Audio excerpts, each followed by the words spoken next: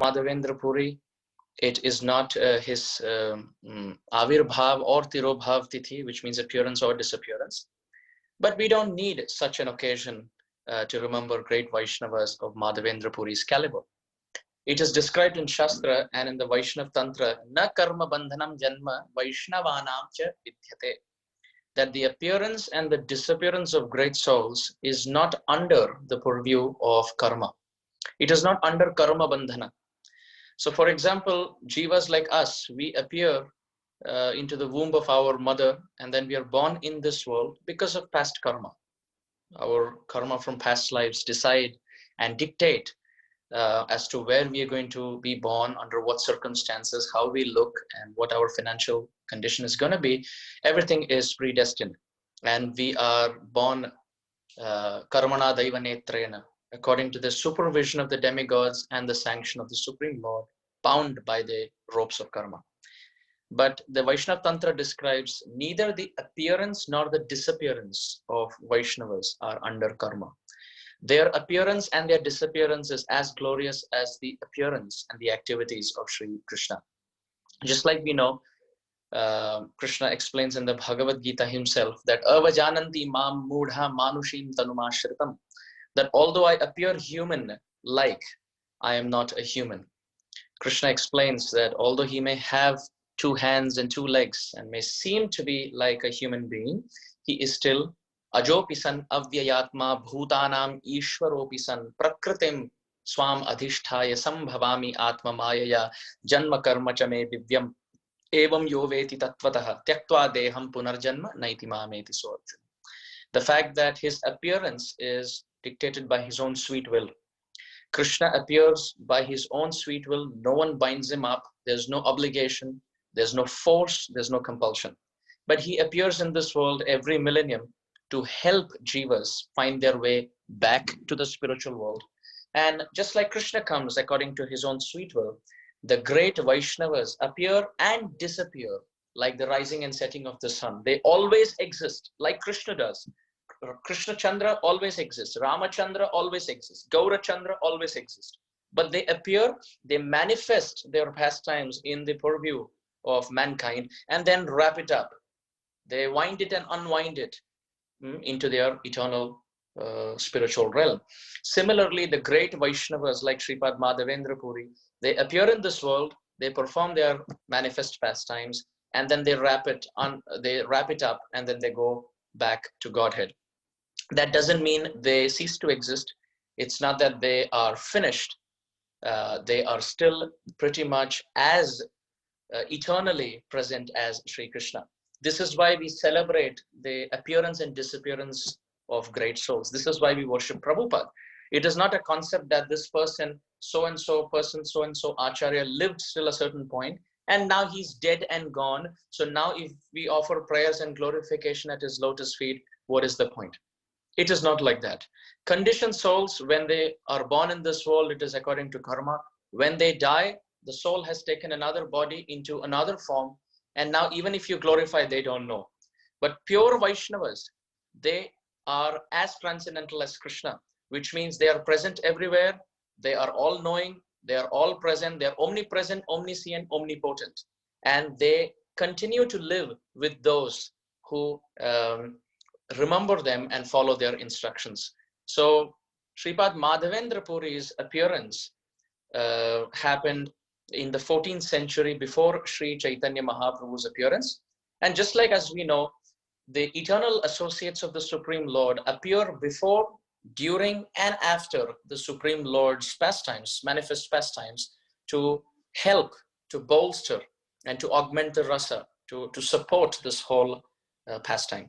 So just like in Krishna Leela, we see Nanda Baba and Mother Yashoda, Nanda, Upananda, Abhinanda, Sunanda, etc., the different brothers of Nanda Maharaj, they appeared before Krishna to shower Krishna with the rain shower of their Vatsalyamai, paternal affection, and grandparent-like affection, uncle-like affection, grandmother-like affection, and Mother Yashoda, mother-like affection. They appeared before Krishna to give Krishna that juice that Bhagavan in Vaikuntha doesn't gain. Vishnu in Vaikuntha doesn't have parents, and he doesn't have the rasa of sitting on the lap of his eternal parents.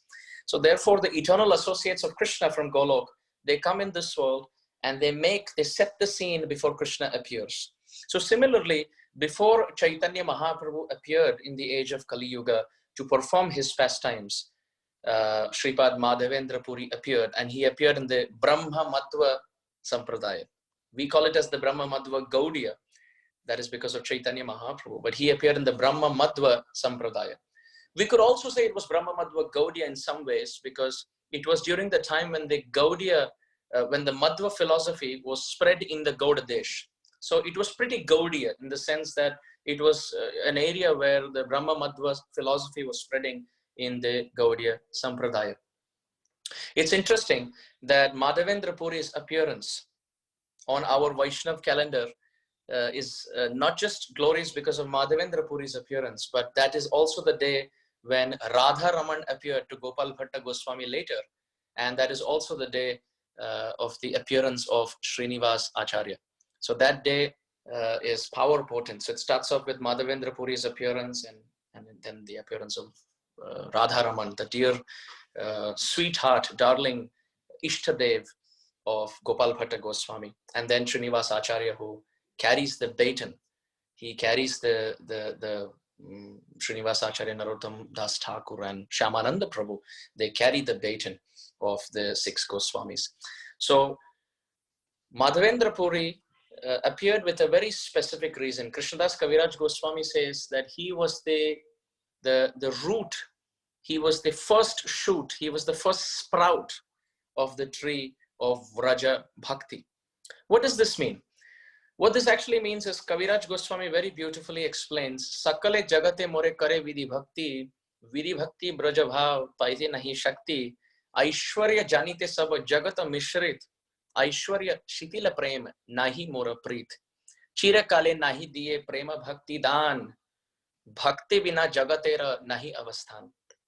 Krishna is thinking that, and he's expressing this in the 4th chapter of the Adi Leela Chaitanya Charitamrita, that Sakale Jagate More Kare Vidhi Bhakti, that the whole world worships me with rules and regulations. They're worshipping me because it is said in the Shastra. They're worshipping me because that is what their Gurudev has recommended for them. They're worshipping me because if they don't worship me, they are afraid that they will be implicated in karma. Or they worship me because they want to eat a certain fruit, but they know if they eat it without offering it to Krishna, that would be karmic implication. Therefore, they offer it to Krishna and they eat it, not because they want to give it to Krishna, but because they want to eat something that is karma-free. So these are all called as Vidhi Bhakti, where there is some devotion, but it is very much cut and dry with rules and regulations. The heart is not melted and is not soft with affection to offer it to Krishna. So Kaviraj Goswami explains, Krishna was thinking, Sakale jagate more kare vidhi bhakti. The whole world is worshipping me. If they do worship, they worship me with rules and regulations. But vidhi bhakti brajabhav paite nahi shakti.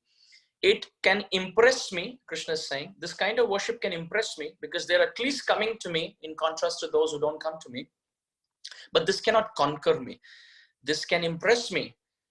This can inspire me to shower some mercy. But this cannot control me like a pet toy, like the hands of the Brajbasis. Then Krishna continues to say, Aishwarya, janite sab jagata mishrit. The whole world has mixed up their philosophy, understanding Krishna's opulence. And Aishwarya shitila prem nahi mora preet. When we understand that Krishna is Bhagavan, then naturally there is some thought process in our mood. It becomes reverential. We hear the famous story of Narad Muni going on to find the best devotee. And we see that Krishna is having a headache. And he says the balm that will soothe his headache, the medicine that he needs for his headache, is the foot dust from the lotus feet of the pure devotees. And Narad Muni goes around the whole cosmic creation saying that, can I have the dust from the pure devotees? And there are people ready to scrape it.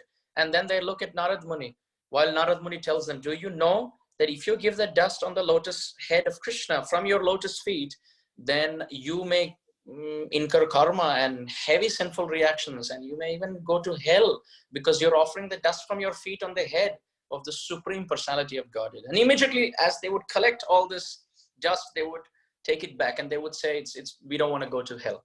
So basically, their relation with Krishna is conditional. That Krishna's having a headache, I want to relieve his headache, and that means I have to give the dust from my feet, if that's what Narad Muni is asking. But if I do that, I will go to hell and suffer. But I don't want to go to hell and suffer, then I'll not give the dust from my feet. So even if Krishna has a headache, that's fine, but I don't want to suffer. So, or I want to worship Krishna because I want to enjoy. Let me chant the certain kavacha, let me chant a certain sahasranam so that I can have some material prosperity. So, but however, with this mood, nahi mora preet. Krishna is saying, my heart doesn't melt. It absolutely doesn't melt. What does it melt with? It melts with the mood of the Vrajvasis. Now in Vrindavan, you see that the friends of Krishna, they have such a sweet mood. They have this mood that even when they're fighting with Krishna, they're having arm wrestling. They're having different kinds of games like hide and seek. And the losing party has to take the winning party on the back. Sometimes Krishna loses and the friends win. And they don't think that, oh, which means now Vishnu will have to take me on his back. Garuda takes Vishnu on his back. And now Vishnu, who's here, will have to take me on my back. Oh, this is not possible. This thought even doesn't come. It doesn't cross the minds of the friends of Krishna because they don't think that Krishna is Bhagavan. They are convinced that Krishna is nothing and no one else except my dear friend. This is their very deep relationship. Krishna is Bhagavan. He may or may not be Bhagavan for the friends. But they're saying, first, he is my friend. And if he's Bhagavan, what that means is my friend, where is the focus? He is Bhagavan. It's not that, oh, Bhagavan, how can he be my friend? So the focus is on the friendship. So they would sit on the back of Krishna even during a fighting or let's say a wrestling or hide and seek. And they would tell Krishna that you have lost and we have won. So we sit on your back and you take us. Krishna said, how should I take you? How long? How far? How many miles? How many kilometers? And what is the condition? The friends would say, the point where the sun rays touches the end of the horizon, till there you have to take us. And the condition, the way you have to take us is we are going to carry a pot of water up to the brim. And not a drop should fall off that pot. If a drop falls off that pot, then we start off from the point where we began. So if Krishna takes the friends halfway and a drop, he's not taking them in a steady way. If his back shakes a bit and one drop spills off from the top, from the brim of this pot, then Krishna will have to start the process all over again. So this is how the friends are dictating to Krishna. But more love than that is the love of Mother Yashoda, where Mother Yashoda thinks that if I don't give Krishna my breast milk, or if I don't give him fresh butter, if I don't tell him bedtime stories, if I don't give him character lessons, personality development lessons, then Krishna will grow up to become a badmash. He's already lying. He's speaking so many jhoot, untruth. The demigods are saying Satyasya yonim nihitam cha satye, and Vyasadeva is saying Satyam param. He is the supreme truth. But it doesn't seem like in Vrindavan, at least to Mother Yashoda, because Krishna is always going around playing these pranks. He is stealing butter and he's saying, Maya mori, main nahi makhan khayo. Oh, I didn't eat makhan. But he's also speaking the truth there by saying, Maya mori, main nahi makhan khayo. Oh, I am the one who has actually eaten the butter. So in this way, Mother Yashoda is completely controlling Krishna. Krishna is crying. Rudantam muhu netram yugmam rijantam karam bhoja yugmena sa atanka netram. Satyavrata Muni has very beautifully described that Rudantam, Krishna is crying muhuhu again and again, netram through his eyes. And Rudantam muhu netram yugmam rijantam, two eyes. Yugma means two. So two eyes are being rubbed by two hands. Karam bhoja yugmena. So the word yugma has come 2 times. So Rudantam muhu netram yugmam, two eyes. Karam bhoja, lotus hands. Karam bhoja yugmena. He's rubbing his 2 eyes with his 2 hands. And what is there in his eyes? Sa atanka netram. In his eyes, there is atank. Atank means terror. Just like we call a terrorist Atangwadi in Hindi. So Krishna is having terror in his eyes. Can you imagine? Madbhayat vati vatoyam suryah tapati madbhayat varshatindro dahatyagni mrityuh charati madbhayat ugram viram mahavishnum jwalam tam sarvato mukham narsimam bhishanam bhadram mrityor mrityum namamyaham. He whom even death fears, Yamaraj fears, and madbhayat vati vatoyam, Pavandev, Vayu fears, and Surya Tapati Madbhayat, Surya fears Krishna, and Varshatindro, Indra fears, Dahati Agni, Agni fears, and Mrityu Charati Madbhayat, and Yamaraj fears Krishna, and that Krishna is running in fear from Mother Yashoda. So this is the nature of love. This is the nature of love. But Satyavrata Muni, as he goes higher in rasa, in the Damodar Ashtaka, he is definitely speaking. He starts the Damodar Ashtaka with Yashoda Bhiya Ulu Khaladava Manam. He says Mother Yashoda's love is high class. But going higher than that, in the last verse, he says, Namo Radhikayai Tvadiya Priyayai, Namo Ananta Leelaya Devaya Tubhyam. That greater in rasa than the friends, they are controlling Krishna in equal spirit. Tumi kon bada log, tumi ami sham, that we are equals. But then greater in that is Mother Yashoda, who thinks, no, I am better if I don't take care and maintain, nourish my Krishna, then what will happen to him? But greater, highest mood is that of Radharani. Namo Radhikayai Tvadiya Priyai. So Radharani has so many different kinds of Man Leelas. Man Leelas means Radharani has sulking anger mood, and Krishna goes to pacify her. He offers his peacock feather and he offers his flute at her lotus feet, and he cries warm tears of repentance and massages her lotus feet. Then Radharani forgives. This is not possible for any other gopi. Even Rukmini and Satyabhama, if they do man, Krishna will leave Dwarka and go to Vrindavan. A person cannot do man unless they're convinced that Krishna has nowhere to go except me. Rukmini cannot do man, because if she does man, Krishna will go back to Vrindavan. Rukmini says, oh no, I don't want to talk to you. Krishna says, okay, I may as well go from the place where I come. But if Radharani does man, Krishna will say, I left everything and everyone for you. Now if you do man, if you don't speak to me, where else will I go? I have no other place to go. So therefore, the Shastra describes that Satyam Satyam Punaha Satyam Satyam Eva Punaha Punaha Vina Radha Prasadena Mat Prasadona Labhyate. That this is truth, O Narada. Narada, this is truth, says Krishna. That without the worship of Radharani, without getting the mercy of Radharani, no one can get my mercy. So that Radharani in Vidagdha Madhav Natak, Rup Goswami describes, she calls Krishna by many taunting, sarcastic words. You see, in Vrindavan, there is a place called Karalagaon, and that is the hometown for Karalika Devi. Karalika Devi is the grandmother for Chandravali. So the word Karalika is the grandmother of Chandravali, and the word Naptra means the granddaughter. So the grandmother is Karalika, the grandmother of Chandravali, and Naptra means granddaughter. So Karalika and Naptra means Chandravali, an indirect way of saying Chandravali. And Krida means to sport, and Kuranga means a pet deer. A pet deer. So generally, when great queens and princes, they walk around in the garden, they go from one garden to another, and they have a nice golden pet deer with a chain, and they will dictate where the deer has to go, and the deer walks according to the princess. So Krishna, when sometimes he gets late to Radharani's kunj, and the parrots of Radharani have spotted that Krishna, instead of taking a left to Radharani's place, has taken a right to Chandravali's kunj.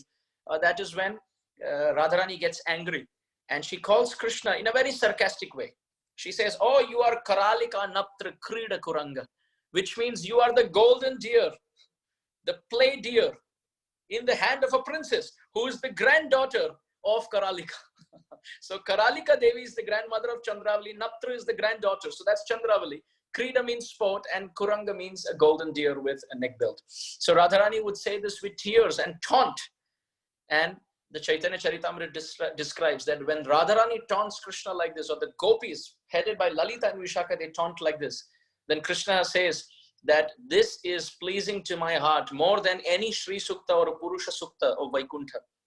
When pure devotees who love me selflessly, they taunt me, their gali is better than the tali of the devotees who have Vaidhi Bhakti, who are coming to me with some business agenda. So even if they praise, it doesn't please my heart. But on the other hand, those who love me selflessly, those who love me more than they love themselves, those who don't want anything from me, they want me. Even if they sometimes chastise, Mother Yashoda sometimes just runs behind Krishna with a stick or scolds and pulls his ear and twists his ear and gives just a tap. She never hits Krishna, but just a tap on his chubby cheeks. Or when the gopis are giving some taunt, then that is very pleasing. So the point I'm making is Krishna is thinking to himself that Sakale jagate more kare vidhi bhakti brajabhav paite nahi shakti, aishwarya janite sab jagata mishrit, aishwarya shitila prem nahi mora prit. That I don't like the vidhi bhakti that the world does, but I like the love that the Brajbasis have. But however, it's been a day of Brahma since I have given this love in this world. Chirakale nahi diye prema bhakti dan. It's been a chirakal, it's been a long time since I have not given this kind of bhakti to this world. And bhakti vina jagatera nahi avasthan. And without bhakti, this world is a poverty-stricken place. Prema dhana vina vyartha daridra jivan. Chaitanya Mahaprabhu in the Gambhira would say that without bhakti to Krishna, life is not worth living. So Chaitanya Mahaprabhu decided, this is all coming from the 4th chapter. You can read it yourself of the Adilila Chaitanya Charitamrita. Kaviraj Goswami explains that under these thoughts, Chaitanya Mahaprabhu thought that I get controlled, Krishna's thinking, I get controlled by the love of the Brajbasis. But that love is missing in this world. And it's been a whole day of Brahma since I have not given. So this time when I come as Shachinandan Gaura Hari, I want to freely give this prem. Premaras niryas korite aswadan, rag marg bhakti loke korite pracharan. I will taste the love of Radharani's bhav, and at the same time, I want to flood this world with that kind of love, Vraja Bhakti, which will control my heart. And in that Vraja Bhakti, I want to give this world Madhurya Bhakti. I want to give the love of the gopis of Vrindavan. But to give this in this world, I must have it. And to have it with me, I must have a Gurudev who can give it to me. But for a Gurudev to give it to me, he must have a Gurudev who can give it to him and who has it. And that is Madhavendra Puri. So for the world to get Vraja Bhakti, Chaitanya Mahaprabhu must give it. Pure Bhakti, pure devotion, the realm of the Brajbasis. And for Mahaprabhu to give it, he must take it from his Gurudev, Ishwara Puri. And for Ishwara Puri to have it, he should have a Gurudev. That is Sripad Madhavendra Puri. So Sripad Madhavendra Puri is the fountainhead. He is the Param Gurudev. He is the spiritual master of the spiritual master of Sri Chaitanya Mahaprabhu. And Kaviraj Goswami very beautifully describes that that Madhavendra Puri's position is that of the seed, of the first sprout of Kevala Madhuryamai Bhakti, pure Madhuryamai Bhakti. So he is the seed. He is the first sprout. And the roots coming from those seeds are the 9 sannyasi disciples of Madhavendra Puri, of which one of them is Ishwara Puri, who gives rise to the trunk of the tree called as Chaitanya Mahaprabhu, who has 2 very wonderful divisions, Advaita Acharya and Nityananda Prabhu, from whom there are many other branches and sub-branches and twigs and leaves and sub-leaves. And we find our spot on that tree of Chaitanya Mahaprabhu as a small leaf somewhere. Chaitanya Mahaprabhu is Shashinandan Gaura Hari, and he is the trunk, and Prabhupada is like a main branch who is connected to that trunk, giving prema to the whole world. Madhavendra Puri is the root, and we find our place somewhere as a small leaf. So that Madhavendra Puri has many beautiful pastimes, and in fact in the Chaitanya Charitamrita, if we go on to describe, it will take a long time. There are extensive descriptions of Madhavendra Puri's pastime. But in the interest of time, we will just cover something very, very sweet and beautiful. Madhavendra Puri, during his travels, he came to Vrindavan. And as he had come to Govardhan, he did his Govardhan Parikrama. And very specifically, after doing Parikrama, he came to Govinda Kund. There's a very beautiful tree under which Madhavendra Puri would sit and chant his japa. So Madhavendra Puri, after doing his Govardhan Parikrama, would come to Govinda Kund. He would dip and take his snan and sit on the banks of Govinda Kund under the shade of the very beautiful tree. And he would chant his evening Sandhya Gayatri. He would chant his Gayatri Diksha mantras, and he would chant his japa. And he would chant all night.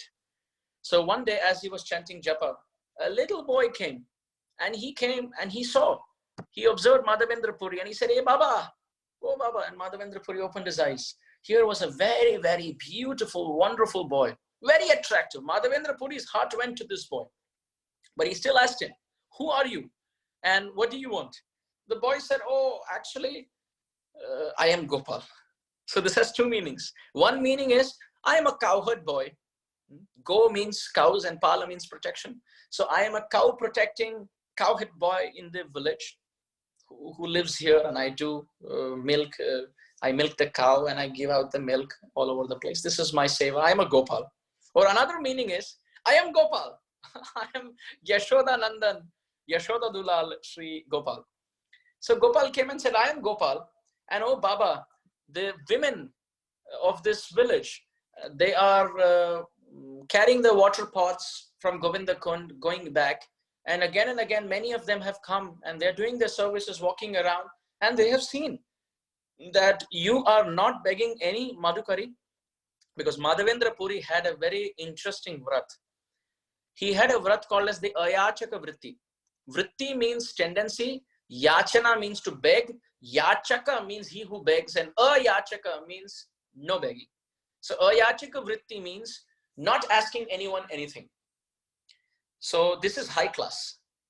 That not asking anyone for food or water. Whatever Krishna has to give, let him come to me and give. I'm not going to even beg. And after that is Madhukari, where you fix 3 homes every day. Different homes.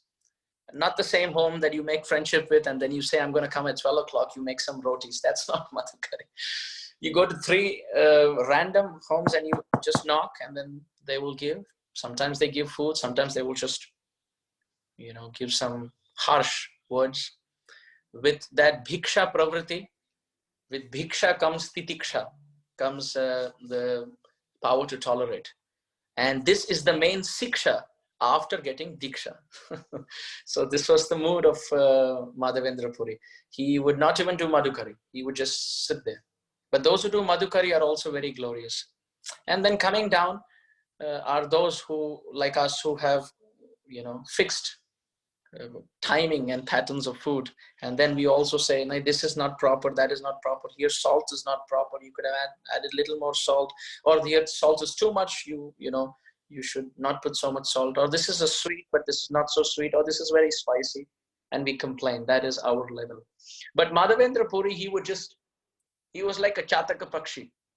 A Chataka Pakshi doesn't drink any water of this world. It just looks at the rain cloud. Whatever the rain cloud pours, pure water, that's what the Chataka Pakshi wants to drink. So Madhavendra Puri had this mood that the rain cloud of Krishna's mercy is all that I depend on. Madhavendra Puri was very, very ecstatic. He would just depend whole and soul completely on Krishna.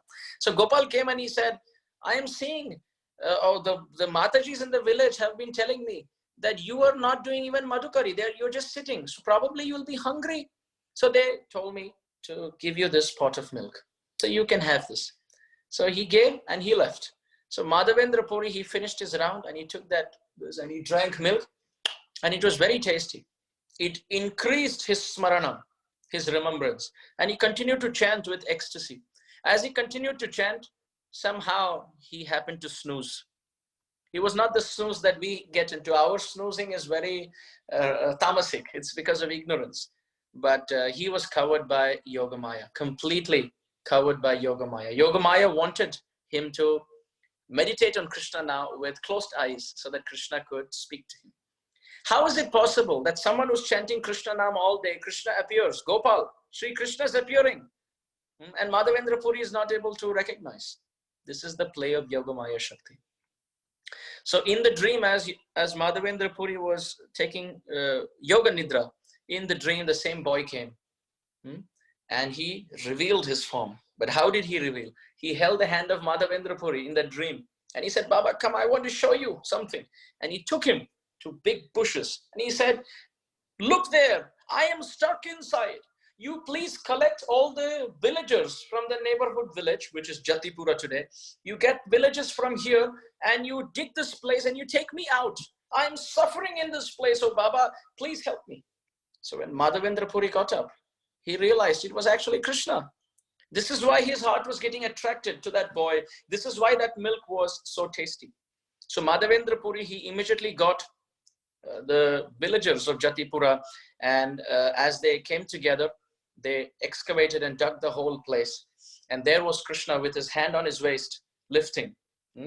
He was lifting Govardhan Hill. But it's so interesting, Krishna was lifting Govardhan Hill with his left hand, because left is where the heart is. Krishna's having his heart there. And in the heart is Srimati Radharani. So everything that Krishna does from the left is actually done for Radharani and by Radharani. So even in the Panchatattva, you see Chaitanya Mahaprabhu is standing. But from his right side are all Vishnu Murtis like Nityananda Prabhu and Advaita Acharya. But from his left side are his Shaktis. Radharani in the form of Gadadhar Pandit, and then you see Srivas Thakur, who is Narada Muni. So from the heart are the Shaktis, and from the right side are the expansions. So here, as they dug the whole place and they got up, was a very, very beautiful deity with his hand going up there, left hand, and his right hand on his waist. Very sweet, very chubby, very naughty, mischievous, and very hope-giving form standing. And this is the famous deity of Srinathji in Nathdwara, which is under the Vallabh Sampradaya, but this was actually excavated by Sripad Madhavendra Puri. Madhavendra Puri was the person who discovered this deity at Govardhan. So the history is such that Krishna's son is Pradyumna, his son is Aniruddha, and his son is Vajranab. So 5,000 years ago, Vajranab came and installed so many beautiful deities in Vrindavan. He established so many famous deities in Vrindavan. But however, with the Mughal, with the Muslim attack, the pujaris would hide the deities in different places. They would put the deities underwater, or they would dig the ground and put the deities. They would hide the deities in the bushes. And with time, the deity is forgotten. This was one of those cases where the pujari, to save the deity from the Muslim attack, they put the deity. And in no time now, the deity was caught up between bushes and shrubs and was forgotten completely. So Madhavendra Puri, he manifested the deity which had gone unmanifest, which was first manifest by Vajranab. So it's interesting that the deity always existed. Even before Vajranab created, the deity existed, but he manifested by the mood of Vajranab. But when a very high qualified person was not there to serve, the deity unmanifested. And then when a qualified person comes, the deity manifests itself. This is why the deity is called Vigraha. Vigraha means, V means Vishesha Roop, and Graha means Grahanam, to accept. So the deity in a very special way accepts the bhav of the devotee. Chaitanya Charitamrita describes in this context, Jaha prema vasha hai prakata hoila seva angikara kore jagata tarila. Kaviraj Goswami is saying that this deity appeared prakata hoila because of Jaha prema vasha hoy. The deity became subordinate to the love of Madhavendra Puri. Madhavendra Puri was crying and chanting and weeping with so much affection that Krishna wanted to manifest. And as he manifests, Seva angikara kore jagata tarila. When the deity appears, he gives so much opportunity for service to the devotees. And the devotees who serve the deity, they get liberated. So then Chaitanya Mahaprabhu also in the Chaitanya Charitamrita, he embraces a pujari and he says that your hands are so glorious. You can bless me because these hands are constantly in the service of the deity. So in this context, it is very important to know how the deity manifests in this world. Every deity which is manifested by a pure Vaishnava, there is a process how that happens. First of all, when the person, the great Vaishnava with affection is chanting and calling out with his heart completely softened with affection, what happens is that the deity first appears in his heart. This is the first darshan. This is why we say in the Damodarashtakam also that idam te vapu natha gopala balam sada me manasyavir astham ki manye. May the deity appear in my consciousness. And if that happens, what is the need for any other desire? So may the deity appear in my consciousness. This is the first darshan. Premanjana churita bhakti vilochanena santa sadaiva hridayeshu vilokayanti. The great souls have the first darshan in their consciousness, in their heart. Now, when they are calling out to Krishna with affection and Krishna is appearing in their heart, the heart is softening further by looking at this beautiful form of Krishna. The sadhu is having darshan and he's having romancha kampa ashru taranga bhajo vande guru shri charanara vindam shri vigraha aradhana nitya nana shringara tanman diramarjanado yuktasya bhaktam cha niyunjatah api vande guru shri charanara vindam. So the second step is the sadhu's heart melts that the form that I have seen, the form that I am seeing, the form that is reciprocating with me, may this form appear to everyone in this world. May this form reciprocate with everyone in this world. So this is the second step. First step, the deity appears in the heart of the sadhu, the great soul, by chanting. And then the sadhu, by his sadhuta, titikshava, karunika, surida sarvadehina, majata shatrava, shanta, sadhavo, sadhu bhushana, by his unlimited compassion, dayanidhi, kripanidhi, kripa sindhu, he wants to share this form with the whole world. So his heart melts and he prays to Krishna, the form that has appeared in my heart, may this form appear in this world. So this is the second step. Now the third step is, with this Krishna's heart melts, because the Supreme Lord is under the control of his pure devotees. Aham bhakta paradhino yaswatantra ivodvijaha sadhu bhi grasta hridayam bhaktai bhakta janapriyaha. The Bhagavatam describes that the Supreme Lord is under the control of the pure devotees. Whatever the pure devotees decide the script for Krishna, Krishna walks that script. So the third step is Krishna's heart melts to reciprocate to the desire of the pure devotee. And how that happens is, Krishna is called Chit Shakti, Chit, and Radharani is called Ananda Shakti. So Radha Krishna together are called Chidananda. So now for them to appear, they need Sandhini, which means they need existential place. They need a space where they can appear. So Chit Shakti is Krishna, Anand Shakti is Radharani. So they are Chidananda. But when they take shelter of Sandhini Shakti, the space to appear, that is Sat Chit Ananda Vigraha. That is the manifestation of the deity. So this Vigraha should not be considered to be another stone or just some hard, marble. Krishna's body is very, very soft.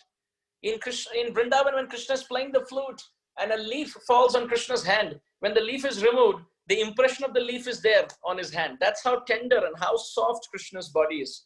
So that same Krishna who appears to Nanda and Yashoda, who appears in the form of Narasimha Dev and all other incarnations, who appears in the form of Nam Prabhu, who's appearing in the form of Guru Tattva, who's appearing in the form of Ganga and Yamuna, who's appearing in the form of Srimad Bhagavatam, who's appearing in the rocks of Govardhan, who's appearing as Vrindavan Dham, is now appearing as Shri Vigraha. So Vigraha Seva is very, very prominent in the Shastra. However, it is second to chanting the holy name. The holy name, Harinam Seva, is the topmost. So therefore, Chaitanya Mahaprabhu also, when he would take darshan of the deity, he would say, Pratima nahi tumi sakshat Brajendra Nandan. Oh deity, you are not the Pratima, you are not the deity form of Krishna. You are Krishna yourself, sakshat. So therefore, when we see our deities, we can think like that. So now this is the purport of Jaha prema vasha hoye prakata hoila seva angikara kore jagata tarila. That this form of Srinathji with his hand up and the other hand on the waist was always there. But because Madhavendra Puri was chanting so deeply, that form appeared in his heart. Madhavendra Puri had darshan. He wanted to reveal it to the world and the deity manifested.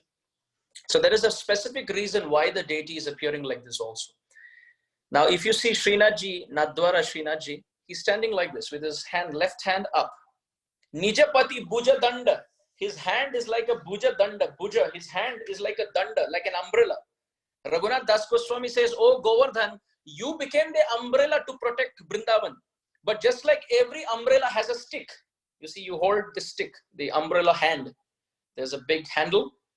There's a big handle which goes like this up, and then there's an umbrella. So Raghunath Das Goswami says, Nijapati, O Govardhan, your Lord in the form of Krishna, as you become Chhatra Bhavam, you became the umbrella, your Lord Sri Krishna put his hand up as Bhuja Danda, as they stick to the umbrella to save the whole of Vrindavan. So this form is very special. During the Govardhan Leela, Krishna was 7 days, he was 7 years old, and he lifted the Govardhan for 7 days and 7 nights to teach us the principle to give up the shelter of 7 other shelters that we take up. You know, in the Bhagavatam, there is a very nice verse, Canto 11, chapter 5, text 41. Devarshi bhutaptan nrinam pitrunam na kinkaram nayam rini charajan sarvatmanaya sharanam sharanyam gato mukunda pariritya kartam. This verse says that one should give up 7 shelters and take Ananya shelter, one pointed shelter of Krishna. What are the 7 shelters that we take? First is Deva. We take shelter of the demigods. Now, demigods in their shop, they sell only temporary things, which means they sell things with an expiry date. So therefore, in the Bhagavad Gita, Krishna says, Kamaistaisai rita jnana prapadyanti anya devata. That those who worship the demigods, they will get only temporary results, because the commodity that the demigods have in their store, it comes with an expiry date. They can give you long life, they can give you opulences, but it all expires a certain day. It goes up and then it comes down.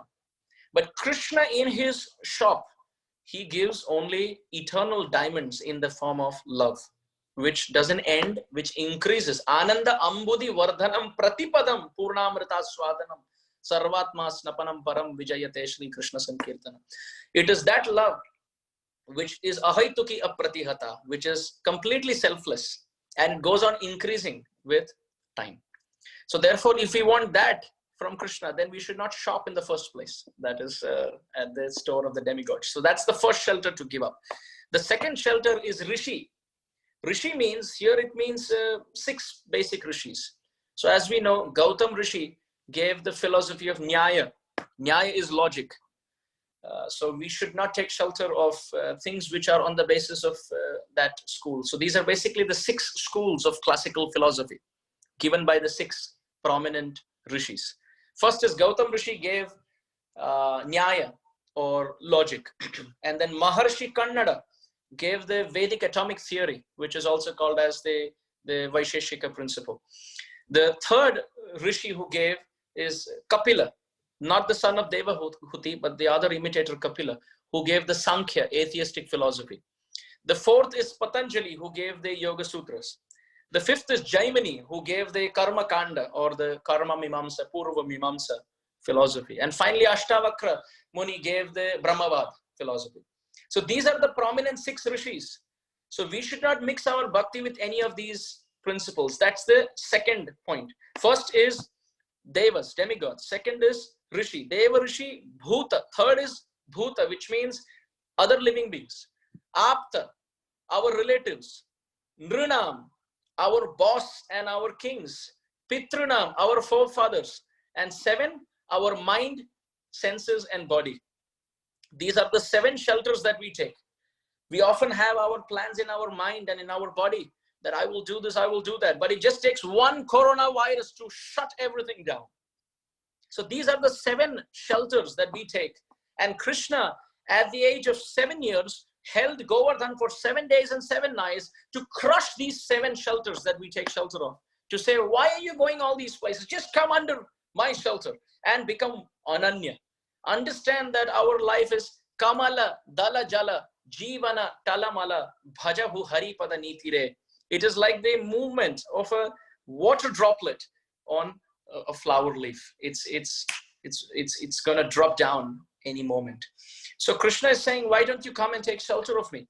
I always give protection to those who come to my lotus feet. This is why he's standing like this. So when Krishna is standing like this, his hand on the waist means this is my vrat, that you stand on with your hand on your waist to show that I'm in control. So Krishna with one hand is standing as Srinathji on his waist to show that I am in control. And here by holding, he's saying, I am doing the hard work. You just come under my shelter. I am in control. I will give you protection. Ramchandra said, you surrender to me, I will make you fearless. And even in the Bhagavatam, Mahaprabhu is saying, Bhrityartiham pranatapala bhavabdhipotam, that you take shelter of me and I will protect you. And Krishna is also saying the same thing, that you just take shelter of me, ananya bhakti, ananya shelter, and then I will take care of everything. Satya vratam, satya param, trisatyam. The demigods are saying, my Lord, satya vratam, you have satya vrat, satya param, you are the supreme truth, and trisatyam, you are the eternal perfected truth. You never go back on your words. So when Krishna is giving ananya shelter, he's saying, you take shelter of me, I will protect you. You don't worry. Don't put your faith in anything temporary, which will collapse with time. Put your shelter at my lotus feet, and I will protect you. So when Krishna saw that Indra was throwing in thunderbolts, and the gopas and the friends and all the cows, they were all shivering and in cold, and the trees were being smashed, everything was sinking. At that time, all the residents of Vrindavan in the Bhagavatam, they chanted, Tasmat mat sharanam goshtam mat natham mat parigraham. They are offering their prayer, and Krishna is thinking to himself, this is what they're offering. Tasmat mat sharanam goshtam. They are all coming to my shelter. And man natham, please remember, man natham, they're considering me to be their nath, their Lord. And mat parigraha, they're offering everything to me. So it is my duty to protect them. Because Krishna thought like this in the Bhagavatam, this deity is called Sri Nath Ji. Tasmat mat sharanam goshtam mat natham mat parigraha. Because Krishna is saying that they are considering me to be their Nath, I must become their Nath. Therefore, Krishna is holding up that I will protect. This is my vrat, and I am totally in control. Therefore, that deity is called Srinath Ji, because that is the mood. So this deity is teaching us, take shelter of me. Take shelter of me. Give up all shelters in this world and take shelter of me. Don't run behind any expiry date. Look for an eternal commodity. So when Chaitanya Mahaprabhu was walking from Shantipur in the house of Advaita Acharya up to Jagannath Puri, on the way, he happened to come to Remuna, where he saw the very beautiful deity of Kheer Chor Gopinath. Now, it's a very ancient deity. For those who have been and seen the darshan of this deity has a history. Kheer Chor Gopinath is the deity that was carved personally by Ramchandra himself. Ramchandra Bhagavan was asked by his consort, Mother Sita, please tell me, give me a hint how you are going to look in your next incarnation as Krishna. And Ramchandra, with his arrow, he made the picture. He carved this deity with his arrow. So that is Kheer Chor Gopinath. But he was called Gopinath then, because he had still not stolen the pot of Kshira for Madhavendra Puri.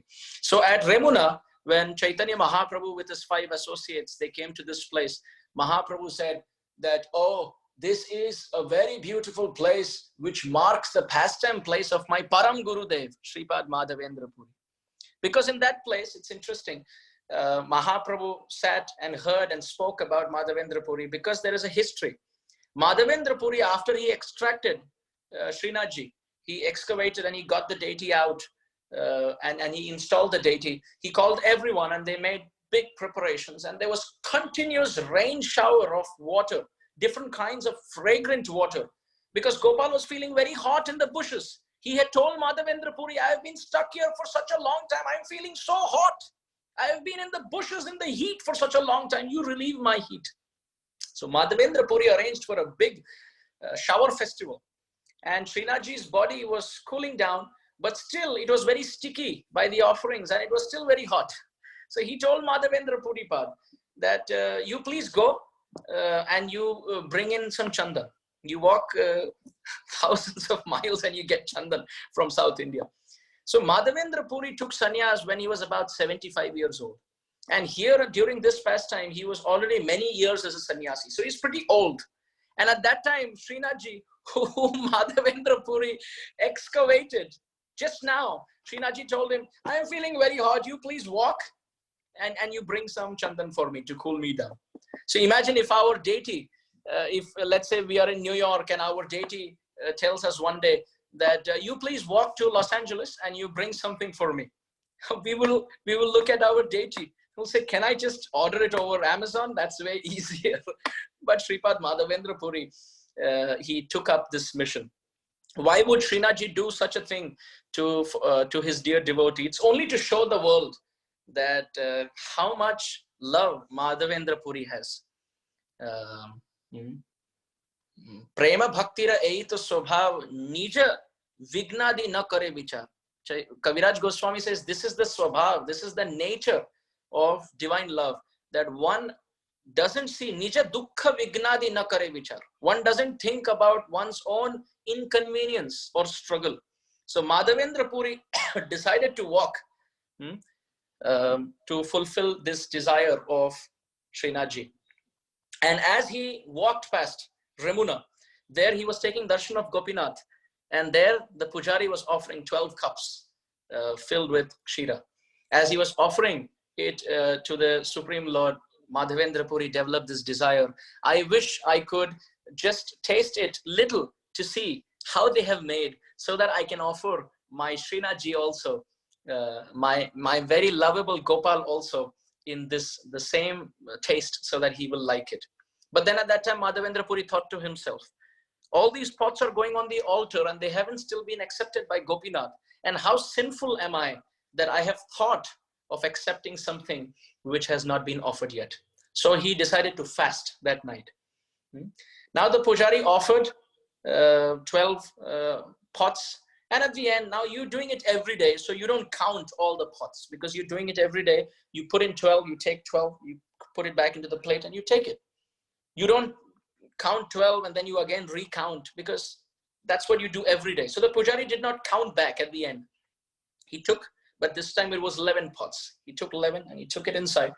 And that night, as the pujari snoozed, Gopinath appeared in his dream and said, hey pujari, wake up. Look, you offered 12. I gave you only 11. One I have stolen behind my form as Gopinath, and I have stolen it for Madhavendra Puri. Please take this and give it to Madhavendra Puri, who's actually chanting my holy names on the streets. So the pujari got up. He was thinking, is this a divine revelation? He went onto the altar, and it was true. Gopinath had stolen a pot for Madhavendra Puri. So the pujari was completely impressed. He was thinking, what level of love and devotion is this? How beautiful is this? How wonderful is this? That Gopinath has actually stolen this pot of kshira for Madhavendra Puri. Just like we say kshira udaka shayi Vishnu on the ocean of milk. This is the context. Of course, because in Bengali or in Odia, we don't pronounce the ksha, we make it ka. So we call it kira, chor Gopinath.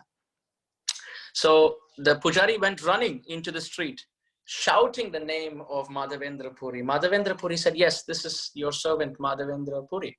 How may I serve you? The pujari said, well, Gopinath has stolen a pot for you. I kept in 12. He gave back 11 and he kept one behind him. And Madhavendra Puri was ecstatic because Gopinath had read his mind. Madhavendra Puri, it is described that he tasted the kshira, and he also broke the pot in smaller pieces, and he would take one piece every day, because that pot has been touched by Gopinath. So that is also prasad. So he would make it into smaller, finer piece of mud pot, and he would accept one every day. However, now the pujari was going ecstatic. He was going and telling everyone the glory of Madhavendra Puri, how Gopinath had stolen for Madhavendra Puri. So Madhavendra Puri felt very embarrassed. He thought that now this is not very right, because my fame is spreading everywhere. People are going to get to know by tomorrow that Gopinath has stolen this for me. And it's not good to be in a place where people would respect me and really consider me high and worship and adore me. So I should leave this place overnight before I am troubled with unnecessary adoration and respect and honor tomorrow. So this is the difference between a great soul and a conditioned soul. A conditioned soul runs towards pratishtha, runs towards name and fame. And a great devotee runs away from name and fame. So therefore it is said that name and fame is called stuti. The glorification, it is called as stuti in Sanskrit. And this stuti is always a kanya. Kanya means she is always unmarried. Why? Because those who want to marry her, the materialist, they want name and fame. So those who run behind Stuti, Stuti runs away from them. So the materialists want name and fame, and they're running towards her, and she's running away from them. And the pure devotees are running away from Stuti, while Stuti is running towards them to give them eternal glory. So the pure devotees who don't want it, whom Stuti wants to go to, they run away from her. And the materialists who want her, they run towards her and she runs away from them. So in this way, Stuti or praise is never married. She's always a Kanya because she never gets a husband to get married to. So Madhavendra Puri, overnight, he leaves for Jagannath Puri. And very beautifully, Kaviraj Goswami describes that he had darshan of Jagannath. And while coming back, he came back to Remuna. And he had, Chandan with him. And as he was now preparing to go back to Govardhan to offer it to Srinathji, it is described that Gopinath came in the dream. And he said, that same Srinathji is present here as Gopinath. So instead of going back, you can actually offer it to me. So Madhavendra Puri stayed there and he would grind that chandan and then he would anoint the body of Gopinath. Now, because he had stolen the pot for Madhavendra Puri, he was from then on called as the Kshirachora Gopinath, very famous deity of Remuna. I had the good fortune of visiting there with Bhakti Swarup Damodar Maharaj about 20 years ago, along with my parents. So it was a very wonderful, ecstatic occasion, and we had nice kirtans also. So then Madhavendra Puri, he would grind the chandan and offer every day. And he served like that. He served Gopinath for the remaining part of his life. And very soon after that, Madhavendra Puri entered the eternal pastimes of Radha and Krishna. So therefore, he became Nitya Leela Pravishta. So those who go to Kshirachora Gopinath, they will see that the Samadhi of Madhavendra Puri is near Kshirachora Gopinath, while his Bhajan Kutir is at Govardhan, where he did Bhajan. So his Bhajan Sthali, when you go to Govardhan for Parikrama, you can see Madhavendra Puri's Bhajan Sthali, his Bhajan Kutir is in Govardhan, but his Samadhi is at Remuna, where he left his body. So now, when Chaitanya Mahaprabhu was hearing and speaking and remembering this pastime at Kshirachora Gopinath, the glory of his Param Gurudev, Madhavendra Puri, at that time, Chaitanya Mahaprabhu was going in ecstasy. Because Kaviraj Goswami explains that Madhavendra Puri, as he left this world, just a minute, it's about 1:30 here, so 12:30 there. I just want a quick permission from the devotees who are organizing this.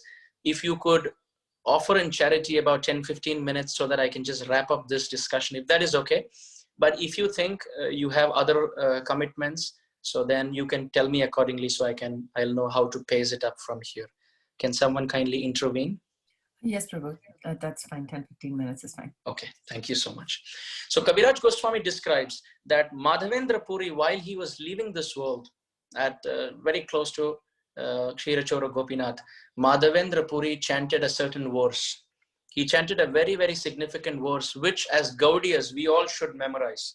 Even if we don't know any other verse, this is one verse we should know, because now this is the connection between Madhavendra Puri and Chaitanya Mahaprabhu. We say that Chaitanya Mahaprabhu came to realize the love of Radharani and share that love in this world.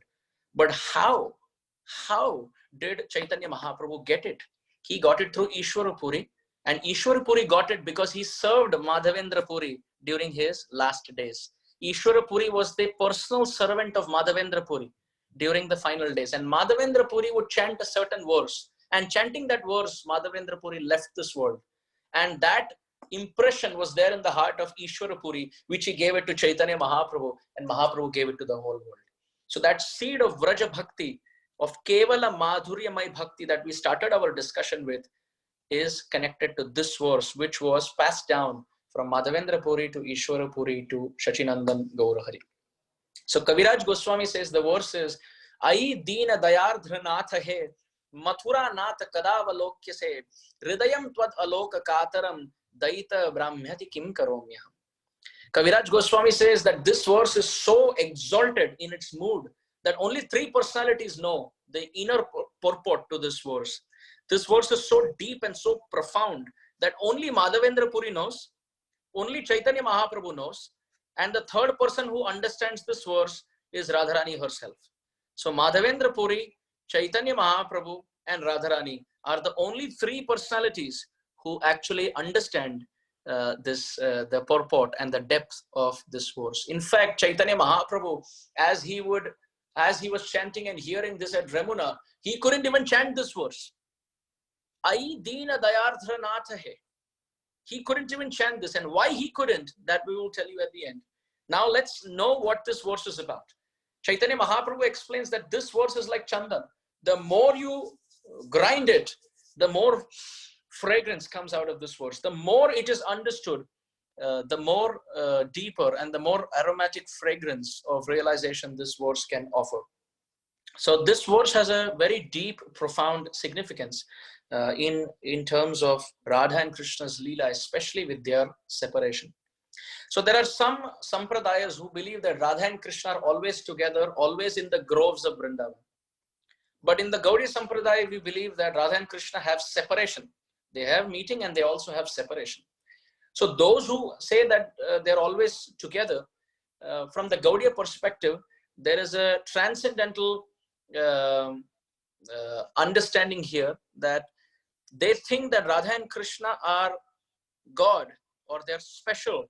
That is why they can always be in the groves without doing anything else. It is not possible in the human society for a male and female to just be in the forest, meet continuously and not do anything else. When there is human-like pastimes, there must be movements like the humans. Like you have to do other things also. And then you may meet the lover may meet their beloved also.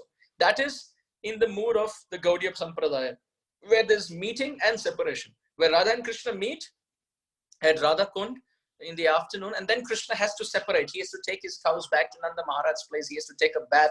He listens to some musical entertainment, or rather he meets Radharani at night, and in the morning he has to leave. Radharani has to go to Javat and Krishna has to go to tend his cows again. He has to go home and act as if he has not met Radharani in front of Nanda and Yashoda. So there's human-like pastimes. But in the place where we say Radha and Krishna are always together and there's no separation, you think that they're not human-like or they are very special, which means there is some presence of Aishwarya. But in the mood of union and separation, there is no Aishwarya, there's 100% Madhurya. So when, that's the verse posted there, Ai Deena Dayardra Natha Hai. For those who are joining in, they can always look. So this verse is very interesting because when Akrura took Krishna away from Vrindavan, Radharani would cry out to Krishna. This verse was a cry from Radharani's heart for Krishna's mercy. So the first word is Ai. Ai is an address, a call to someone very dear. It's a affectionate call with tenderness. It's like in Hindi, when friends talk to each other, they say, "Oye," there's an address. So there are moods, in which you address someone. There is Sakhya mood, there's Vatsalya mood, there's Madhurya mood. So Ai is the mood of tender, affectionate call. The word Deena means someone who is very helpless. He is in a destitute situation. And Daya means mercy. And Ardhra basically means he whose heart melts with Daya. Like, Krishna's heart melted when his friends and the cows were burning in the forest fire. So Radharani is saying, Ai Deena Dayardra, oh, he whose heart melts with tender affection by looking at someone's helpless, destitute condition. Natha He. Natha means, Krishna, you have sent message so many times from Mathura that I will come, I will come, I will come. And Krishna actually sent a message. And that message was in plural usage, which means I will come many times. What to speak of many times? He didn't even come once. So Krishna is like the master, and Radharani is in this mood like a servant, chanting this verse, that Natha, oh Lord, you are free to deal with me the way you want. You are my master. Hey, oh master. And at that time, immediately the bhav comes. Where is he? Mathura Nath. Oh, now you are in Mathura. When you see the fruit, you don't think of its reflection. But when or the shadow. When you see a shadow, you remember the actual fruit. When you see the reflection, you remember the actual fruit. When you see the mirror reflection, you remember the actual fruit. But when you see the fruit, you don't remember the shadow or the reflection. So Radharani is saying, oh, Vrindavan is like a reflection which reminded you of the actual fruit, which is Mathura. But now going to Mathura, you don't remember the reflection. Reflection means pratibimba, which means there must be a bimba fruit, and whose reflection is a pratibimba. So Radharani is saying in Vrindavan, that's like a reflection, it's like a pratibimba, and Mathura for you is the bimba. Now that when you were here, you remembered to go to Mathura, but now when you go, you get the actual fruit, you get Mathura, you don't remember of the reflection to come back to Vrindavan. And you've become very hard-hearted, associating with the Kshatriyas in Mathura, who are always going out for hunting, and they have many women, and they enjoy opulence. Why would you remember the milk maidens of Vrindavan? We are very simple people.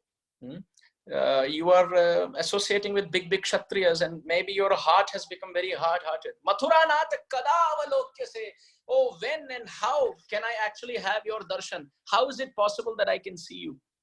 Why is Radharani saying this? Because even when Krishna had left Vrindavan, Radharani was thinking, oh, previously he left the Rasa Leela, but he actually didn't leave. He was hiding and seeing. He wanted to see my mood. When my mood was erupting, he came out of the bushes and he danced with us. So similarly, it is maybe you are hiding somewhere. You have not gone to Mathura. You are hiding somewhere. So therefore, Radharani would go to Govardhan to see if Krishna is hiding there. And she would run to Govardhan. And there she saw Chandravali. Now Radharani and Chandravali, when Krishna is there, they're competitors. But when in Krishna's absence, they're best of friends. So Radharani saw Chandravali and she said, oh Chandravali, can you embrace me? Why? Because close to you, I'm getting the fragrance of Krishna. So I know for sure, maybe Krishna would have gone past this place and you're so dear. He has left me to come to you. You please embrace me so that fragrance of Krishna's body and Krishna's presence can be felt in my body. And she went to embrace. Lalita Sakhi held Radharani because Radharani was actually going to embrace her own reflection in the jewel rocks of Govardhan. She was hallucinating that it was Chandravali, but it was actually her own reflection in the jewel rocks of Govardhan. And Lalita Sakhi went to stop Radharani so that she doesn't hurt herself. So Hridayam Tvad Aloka Kataram. My heart desires to see you, O Lord. Hridayam Tvad Aloka Kataram. My heart is actually trembling to see you. Because Krishna established the worship of Radharani in public. That's how dear Radharani is to Krishna. Krishna would play the flute and Radharani would dance with her ankle bells. So Krishna's flute will dance in sync with Radharani's ankle bells. And one time Radharani's ankle bell fell off. One bell fell off. So immediately as Krishna was playing the flute, he stopped and he had nothing to sync with. So when the gopis looked around, Krishna, instead of playing the flute, he was searching. He was digging all over the place to see where the ankle bell was. And he found it, and in front of all the competitor gopis, he put it up. And instead of giving it to Radharani, he tied it back to her ankle bell and offered it to her. So that Krishna who sings his flute to Radharani's ankle bells and who takes his yellow cloth and he fans Radharani when there's one drop of perspiration. Now, alas, alas, when that Radharani is crying, where is Krishna? Hridayam Tvad Aloka Kataram. Daita, oh dear, Brahmyati Kim Karomyaham. I am going from place to place in Vrindavan to see your reflection. I don't find you, I don't find your reflection. What to find actually pastimes with you. So in this mood, Radharani would cry, and Madhavendra Puri chanted this verse, and with Daita Brahmyati Kim Karomyaham, the soul left his body. And this is the bhav that Ishwara Puripad caught in his heart. So Srimad Bhagavatam describes all this, but it was Madhavendra Puri who first felt and experienced it with a very deep impression. Kaviraj Goswami says this verse is so deep, only Mahaprabhu, Radharani and Madhavendra Puri can understand. But he gave it to Ishwara Puri, who was serving Madhavendra Puri as a disciple. And Ishwara Puri gave that impression through Chaitanya Mahaprabhu. And Mahaprabhu, after initiation, became a transcendental madman. Kiba mantra dila goshai, kiba tara bal, japite mantra karila pagal. It is making me mad, Mahaprabhu said. So Mahaprabhu could taste Radha Bhav and give this prem to the whole world because it was first experienced by Sripad Madhavendra Puri. So Mahaprabhu is the most merciful because he gave it to everyone. He gave us the pathway, the roadmap to Braja Bhakti. But Mahaprabhu received it from his Param Gurudev, Sripad Madhavendra Puri. So if not for that root, that first sprout, that first shoot of Gaudiya Vaishnavism, we wouldn't be aspiring to even worship Radha and Krishna in the age of Kali Yuga. So to that Madhavendra Puri, we offer our obeisances. And on that same day of his appearance, Radha Raman also appeared Srinivas Acharya also appeared. But all these topics are so extensive that we need individual sessions for all of them. So for now, I really want to offer my obeisances to all the devotees watching and who are kindly encouraging me with their auspicious presence. Vancha kalpatarubhyascha kripa sindhubhya evacha patitanam pavanebhyo vaishnavebhyo. Thank you, Prabhuji.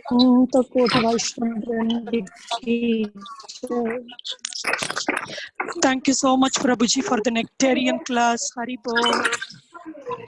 Thank you so much, Prabhuji. Dandarat pranams and dandarat pranams to Gurudev. Thank you. Hi, Krishna Amarendra Prabhu. Thank you so much for that wonderful class. We just want to, again, thank devotees for participating. We have devotees from all around North America and the world who participated today. Couple of announcements. We've recorded this class. So for those of you who will be watching the recording, we apologize. Facebook Live did not work. Zoom actually is having an outage right now. So this is a problem across multiple places. We were trying to resolve it during the call, but didn't work. The recording of this call will be available on our YouTube channel and we will share it on Facebook. Next Sunday, we are excited. We have another guest speaker for Sunday Feast. Next Sunday, our class will be given by His Grace Yugal Kishore Prabhu, who is a disciple of His Holiness Radha Swami Maharaj from Fountain Hills, Michigan. Please note the change in time for next Sunday. Prabhu will be speaking from 11 a.m. to 12 p.m. Central Time. So we will start at 11 a.m. with the class instead of japa as we did today. So we will send more information on WhatsApp. Also, just hoping everybody is staying okay in this time of crisis. Amarendra Prabhu spoke so beautifully about things that we need to take shelter from. And it's important for us to stay connected with each other virtually that we can. And stay connected to Srila Prabhupada's books. If any devotees here do not have any Prabhupada's books and are interested in using their time of quarantine to read Srila Prabhupada's books, please directly message me. We're happy to mail books to your home, deliver it to your doorstep if needed, so you can spend this time reading more of Srila Prabhupada's books. Last but not the least, they want to take a moment to appreciate two Vaishnavis in our congregation who celebrated their birthday this past week. It was Rajanandani Mataji's birthday on Monday, and it was Lalita Malvi Mataji's birthday yesterday. So wishing both Vaishnavis a very happy appearance day. With that, again, thank you so much to devotees for taking part in today's online Sunday feast. We will look forward to Sunday program next week with Yugal Kishore Prabhu and Amarendra Prabhu. Thank you so much for making this Sunday even more special. Hare Krishna. Thank you so much for having me. Hare Krishna.